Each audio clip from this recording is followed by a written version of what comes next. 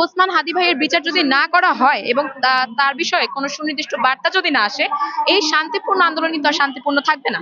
তখন কিন্তু আমরা বাধ্য হব যারা এর পিছনে জড়িত, যারা কাল বিলম্ব করছে এই বিচার কার্য নিয়ে, তাদেরকে পতন ঘুরিয়ে আনতে। ওয়ালটন এখন দেশের সীমানা পেরিয়ে পৌঁছে গিয়েছে 50টিরও বেশি দেশে। ওয়ালটন, ঘরে ঘরে বিশ্বজুড়ে। এখনো পর্যন্ত কোনো যোগাযোগ করা হয়নি বিধায় কিন্তু আমরা এখানে অবস্থান নিচ্ছি, এবং এটা বলা হয়েছে যে বিগত সময়ে আমরা যে আন্দোলনগুলো করেছি, দেখা যাচ্ছে যে বিভিন্ন উপদেষ্টা বা প্রধান উপদেষ্টা তারা একটা অনলাইনে বিবৃতি দিয়েছে। এরকম বিবৃতিতে আসলে হবে না।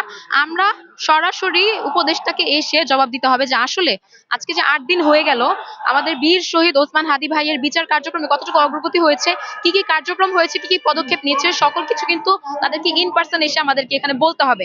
এর আগ পর্যন্ত এটা আসলে ঘোষণা করা হয়েছে অনির্দিষ্টকাল পর্যন্ত এই ব্লকেটটা চলমান থাকবে। এবং আরেকটা জিনিস বলতে চাই যে এখানে যদি ব্লকেরও হয়ে থাকে, সম্পূর্ণরূপে শান্তিপূর্ণ একটা আন্দোলন হচ্ছে। আপনারা জানেন যে 2024 সালের কোটা আন্দোলনও কিন্তু প্রথমে শান্তিপূর্ণই ছিল।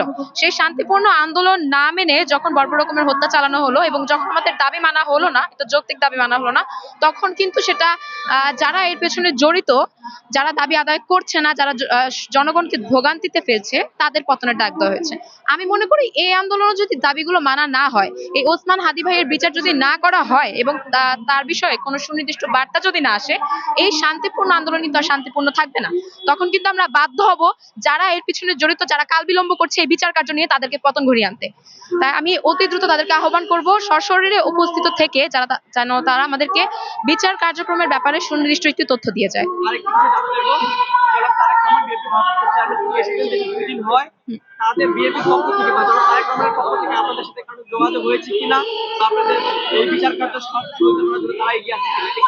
না, এ বিষয়ে কোনো রকমের যোগাযোগ করা হয়নি। এবং একটু আগে যেমন জাবের ভাই মাইকে বলছিল যে আমরা এর আগে যখন ব্লকেটে ছিলাম আর কি, তখন আমরা কিন্তু অনেক আহ্বান করেছি তাদেরকে আমাদের সাথে যোগ দেওয়ার জন্য, তারা কিন্তু যোগ দেয়নি। ছাত্রদল কিংবা বিএনপির কাউকে কিন্তু আমিও এখনো পর্যন্ত দেখিনি, আমার পরিচিত কাউকে দেখিনি। তো এরপরে তিনি বলছিলেন যে এরপরে যদি এসে পায়েও ধরে তাও হবে না, কারণ আমরা জানি প্রথম প্রহরে যারা আমাদের সাথে যুদ্ধ থাকবে না, পরবর্তীতে তারা যদি আসে একমাত্র জনগণের চাপে এবং ফুটেজ নেওয়ার জন্য আসবে। তাই সেটা কখনোই আমরা মেনে নিব না।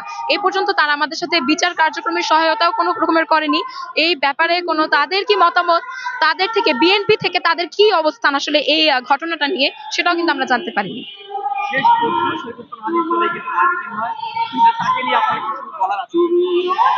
আমার বলার আছে যে শরীফ ওসমান হাদি হয়তোবা উনি অন্য কোনো দলীয় ছিল, কোনো রাজনৈতিক কোনো দলীয় না, তো তার যে একটা প্ল্যাটফর্ম ছিল সেই হিসাবে হয়তো আমাদের মতভেদ থাকতে পারে, কিন্তু বাংলাদেশের জন্য আসলে শরীফ ওসমান হাদি আমাদের অনেক প্রয়োজন ছিল।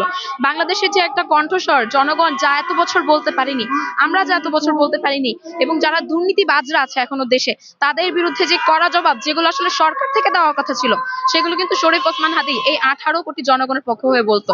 তো এই ভাইকে, উনি আসলে বাংলাদেশের একজন বীর সন্তান ছিলেন, বাংলাদেশের একজন সম্পদ ছিলেন, এবং আমি মনে করি উনি যদি কোনোভাবে এই সংসদীয় আসন পর্যন্ত আল্লাহ ওনাকে বাঁচিয়ে রাখতো, অবশ্যই আমি মনে করি যে তিনি হয়তো ক্ষমতায় আসতেন, এবং এই যে ভারতের আধিপত্যের বিরুদ্ধে যার কারণে তাকে হত্যা করা হলো, এই ভারতকে কড়া জবাব দেওয়া হতো। এবং এই যে বছর বছর যাবৎ ভারত আমাদের সাথে শত্রুতা করেছে, আমাদেরকে বিভিন্নভাবে বাংলাদেশকে গ্রাস করার চেষ্টা করেছে, সেই গ্রাসের যে চেষ্টা, এটা হয়তো বা বন্ধ হয়ে যেতে পারতো এই এক শরীফ ওসমান হাদি ভাইয়ের জন্য।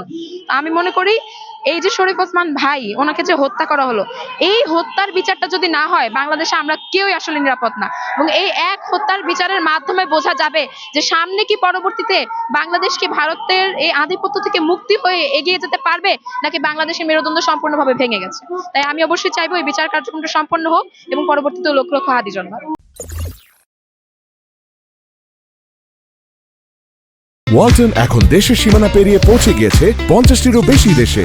ওয়ালটন, ঘরে ঘরে বিশ্বজুড়ে।